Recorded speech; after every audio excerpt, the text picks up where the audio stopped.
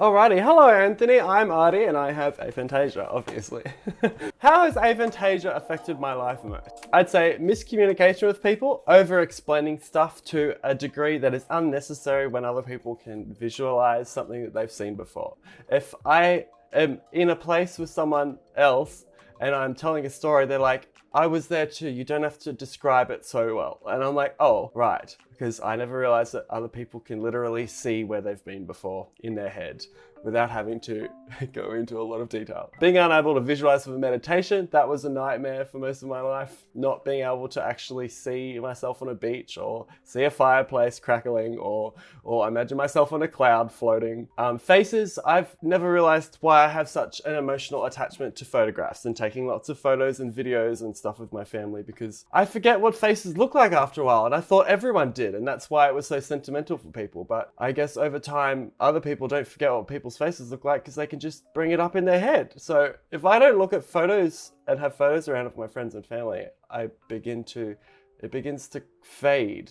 Even though with aphantasia you can't see images in your head, you can still kind of remember what someone looks like, but not actually see it in your head. If that makes sense, kind of. Being unable to design an idea in my head first and then just throwing myself hands in. That has been a nightmare. Other people can like kind of picture what something would look like first in their head and then go, oh no, and then see flaws or be like, that wouldn't work because this would look like this from this side. But I can't do that in my head. I have to draw it out or spend a lot of time like making it hands-on like a prototype and then realize it's a failure.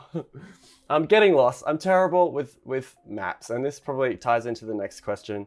An aphantasia moment that stands out. I can't tell you how many times I have just gotten completely lost going somewhere. I have to have learnt and memorized like cues in my head and landmarks and stuff after living somewhere for a long time to remember how to get somewhere, even if I go there day in, day out.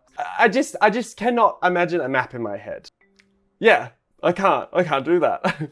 Was I ever diagnosed? No, I didn't know that you could be diagnosed, which I don't know if enough has been studied about this for you to actually go and get a real diagnosis, but if you can, I'd love to know more. How has my life changed since then? Well, since knowing I have aphantasia from learning about it through people on YouTube, it's been like a bit of a relief to know that I'm not mad and that other people, I know there's a reason why it's so difficult for me to explain things to people because I don't have that visualness in my head. I'm not able to picture things and just go, oh, this is what it looked like when I'm describing something to someone. I have to like bring it up on a phone or whatever.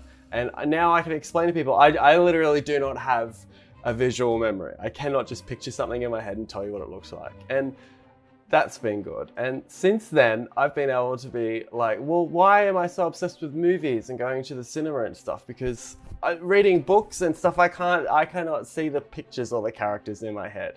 And I get to a movie and I'm like, oh, that's what they look like. That's fascinating. I was always wondering that because I literally cannot read a book and undress the characters or see what the colors and clothes look like in people until I get to the movies. And it's always blown my mind. Guess what? Turns out other people can literally create their own characters in their head while reading novels, and I just never could. So that's why they're mad when they go to the cinema, because they're like, that's not how I imagined they would look like. And I'm like, oh, how could you have? It was a book you were reading. But turns out, yep, other people can. Biggest misconception about aphantasia is obviously that we don't have an imagination, which is absurd. Our imagination is still there. We're creative. We can create and formulate intricate designs and fabricate ideas and creative stories from out of thin air, just like anyone else can, but we just can't visualize it as we're doing it. I would say that I have an incessant inner monologue that is constantly talking, almost like rumination.